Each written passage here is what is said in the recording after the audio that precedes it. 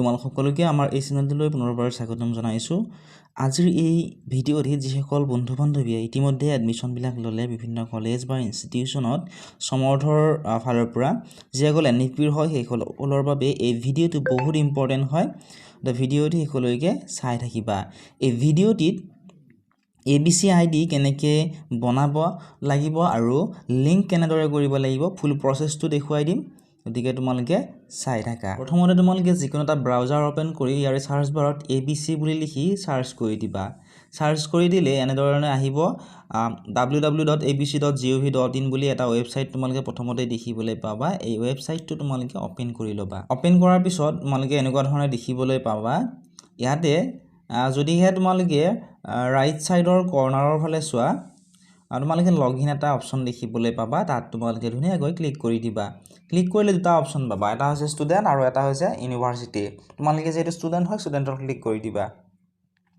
ষ্টুডেণ্টত click কৰাৰ পিছত ইয়াতে দিয়া আছে যে সাইন ইনটু ইয়ৰ একাউণ্ট ডিজিলকাৰ। ডিজিলকাৰৰ সহায়ত তোমালোকে সাইন ইন কৰিব পাৰা যদিহে ডিজিলকাৰত গোটেইখিনি তথ্য আপলোড কৰা আছে। যেহেতু তোমালোকে নতুনকৈ হয়তো কৰিবা, গতিকে ইয়াতে নিউ ইউজাৰ বুলি আছে তলত চোৱা সাইন আপ। ইয়াতে ধুনীয়াকৈ ক্লিক কৰি দিবা সাইন আপত। সাইন আপত ক্লিক কৰাৰ পিছত এনেধৰণে আহিব সাইন আপ ফৰ ডিজিলকাৰ। ইয়াতে তোমালোকৰ যিটো এডমিশ্যন লওঁতে যিটো মোবাইল নাম্বাৰ দিছিলা সেই মোবাইল নাম্বাৰটো ইয়াতে দি দিবা। ঠিক আছে, মোবাইল নাম্বাৰ দিয়াৰ পিছত তোমালোকে জেনেৰেট OTP ক্লিক কৰিবা। জেনেৰেট OTP ক্লিক কৰাৰ পিছত চিলেক্ট আইডেণ্টিটি কাৰ্ড, ইয়াত আধাৰ কাৰ্ড, পেন কাৰ্ড এনেকুৱা ধৰণৰ বহুতো কেইটা অপশ্যন তোমালোকে পাবা। সেই অপশ্যন কেইটাত তোমালোকে ক্লিক কৰিব লাগিব, যিকোনো এটা ক্লিক কৰিব লাগিব। তাৰপিছত ফুল নেম, তোমাৰ সম্পূৰ্ণ নামটো তুমি দিবা। নেক্সট আছে date of birth. Date of বাৰ্থটো তোমালোকে ৰেজিষ্টাৰ কৰাৰ সময়ত যিটো ডেট অফ বাৰ্থ দিছিলা সেইটোৱে তোমালোকে দিবা। মনত ৰাখিবা ডেট অফ বাৰ্থ দিওঁতে কিন্তু একেবাৰে তোমালোকে ভুল নকৰিবা। বহুতৰে কি হয় হৰধৰ কৰোঁতে ডেট অফ বাৰ্থটো ভুল কৰি দিয়ে, সেইটো ভুল নকৰিবা। তাৰপিছত জেণ্ডাৰ চিলেক্ট কৰিবা, যদি ল'ৰা হয় মেল চিলেক্ট কৰিবা, যদি ছোৱালী হয় ফিমেল চিলেক্ট কৰিবা। তাৰপিছত ইউজাৰ নেম এটা দি দিবা। ইউজাৰ নেমটো কিন্তু যিমানখিনি ডিটেইলছ তোমালোকে দিয়া গোটেইখিনিত হয়তো তোমালোক নোটপেড ইউজ কৰি বা নোটত ইউজ কৰি তোমালোকে লিখি ল'বা। ঠিক আছে, বা বহী এখনত তোমালোকে লিখি ল'বা। তাৰপিছত এটা পিন দিব লাগে। পিনটো তোমালোকৰ যিটো জন্মৰ চন সেইটো দিবা, তেতিয়া তোমালোকৰ মনত ৰৈ যাব। ঠিক আছে, এইখিনি দিয়াৰ পিছত তোমালোকে আৰু এবাৰ ভালদৰে গোটেইখিনি চেক কৰিবা যে গোটেইখিনি শুদ্ধ হৈ আছে নে নাই।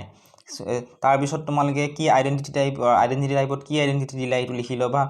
তাৰপিছত ডেট অফ বাৰ্থটো কি দিছিলা এইটো যদি মনত নাথাকে লিখি ল'বা। ইউজাৰ নেমটো লিখি ল'বা। পিনটো যিটো দিছা এইটো তোমালোকে লিখি ৰাখিবা। লিখি থকাৰ পিছত তোমালোকে এটা টিক মাৰ্ক দিবা। দিয়াৰ পিছত তোমালোকে ভেৰিফাইত ক্লিক কৰি দিব লাগিব। ভেৰিফাই কৰাৰ পিছত আপোনালোকে বেক হৈ আহিব। বেক হৈ অহাৰ পিছত আপোনালোকে এইখিনি আকৌ ওপেন কৰিব। ইয়াত আকৌ আপোনালোকৰ যিটো মোবাইল নাম্বাৰ দিলে সেই মোবাইল নাম্বাৰটো ইয়াতে দি দিব। দিয়াৰ পিছত যিটো পিন ক'লে মই ডেট অফ বাৰ্থটো দিবলৈ জন্মৰ যিটো চন আছিলে সেইটো দিবলৈ ক'লোঁ, সেইটো তোমালোকে ইয়াতে দি দিবা। আৰু যদিহে কিছুমানৰ কি হয় চিকিউৰিটি পিনটো বহুতে পাহৰি যায়, তো পাহৰি গ'লেও ইয়াতে কোনো অসুবিধাৰ সন্মুখীন হ'বলগীয়া নহয়, কাৰণ ইয়াত ধুনীয়াকৈ দিয়া আছে ফৰগট চিকিউৰিটি পিন। ইয়াতে ক্লিক কৰি তোমালোকে যিটো ID দিছিলা ৰেজিষ্টাৰ কৰাৰ সময়ত সেই IDটো ইয়াতে চিলেক্ট কৰিবা। চিলেক্ট কৰাৰ পিছত তোমালোকৰ মোবাইলত এটা OTP আহিব। OTPটো দি তোমালোকে এইটো পিনটো ৰিছেট কৰি ল'ব পাৰিবা। পিনটো ৰিছেট কৰি লোৱাৰ পিছত ইয়াতে আকৌ মোবাইল নাম্বাৰটো দিবা, ইয়াতে পিনটো দিবা। দিয়াৰ পিছত ইয়াতে টিক মাৰ্ক দিব লাগিব পিন লেছ অথেণ্টিকেশ্যন আৰু ইয়াতে I consent to terms of use. তাৰপিছত তোমালোকে সাইন ইনত ক্লিক কৰিবা। সাইন ইনত ক্লিক কৰাৰ লগে লগে ABC IDৰ পেজটো ওপেন হ'ব আৰু তাত যিখিনি ডিটেইলছ তোমালোকক সোধে সেই ডিটেইলছখিনি তোমালোকে পূৰ কৰি ল'ব লাগিব, অৰ্থাৎ ফিল আপ কৰি ল'ব লাগিব। ফিল আপ কৰাৰ পিছত তাৰপিছত আকৌ আপোনালোকে যিকোনো এটা ব্ৰাউজাৰ ওপেন কৰি ইয়াৰ সাৰ্চ বাৰত সমৰ্থ বুলি লিখি সাৰ্চ কৰি দিব। সাৰ্চ কৰাৰ পিছত আকৌ সমৰ্থৰ যিটো অফিচিয়েল ৱেবছাইট এইটো ওপেন হ'ব। ইয়াতে ক্লিক কৰি দিব। ক্লিক কৰাৰ পিছত এনেধৰণে আহিব।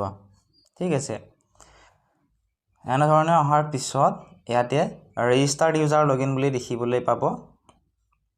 ঠিক আছে, ইয়াতে দিব লাগিব এণ্টাৰ ৰেজিষ্ট্ৰেশ্যন নাম্বাৰ অৰ ৰেজিষ্টাৰ্ড ইমেইল। ৰেজিষ্টাৰ্ড যিটো ইমেইল আছিল সেইটো দিব পাৰিব বা ৰেজিষ্ট্ৰেশ্যন নাম্বাৰটো ইয়াতে দি দিব।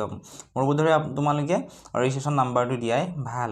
তাৰপিছত যিটো পাছৱাৰ্ড দিছিলা পাছৱৰ্ডটো ইয়াতে দিব লাগিব তাৰপিছত আছে captcha verification type of the text section in the image যেনে ধৰা ইয়াতে 8488616 দেখিবলৈ পাইছা ইয়াতে এই টেক্সটখিনি লিখি টাইপ কৰি তোমালোকে লগইনত ধুনীয়াকৈ ক্লিক কৰি দিব লাগিব আৰু যদি কিবা কাৰণত পাছৱৰ্ডটো তোমালোকে পাহৰি যোৱা তেতিয়াহ'লে তোমালোকে ফৰৱাৰ্ড পাছৱৰ্ডত ক্লিক কৰি তোমালোকে পাছৱৰ্ডটো ৰিছেট কৰিও ল'ব পাৰিবা লগইন কৰাৰ পিছত এনেকুৱা ধৰণৰ এটা নতুন ইন্টাৰফেচ তোমালোকে দেখিবলৈ পাবা তাত ৰেজিষ্ট্ৰেচন বুলি আছে আৰু তলত আছে কুইক লিংকছৰ চাৰিটা অপচন আছে প্ৰথম যেটো অপচন আছে লিংক এবিচি প্ৰফাইল ইয়াতে ক্লিক কৰি দিবা লিংক এবিচি প্ৰফাইল ক্লিক কৰাৰ পিছত যদিহে তোমালোকৰ এটা নতুন পেজ ওপেন হ'ব তাৰ পিছত যদিহে তোমালোকৰ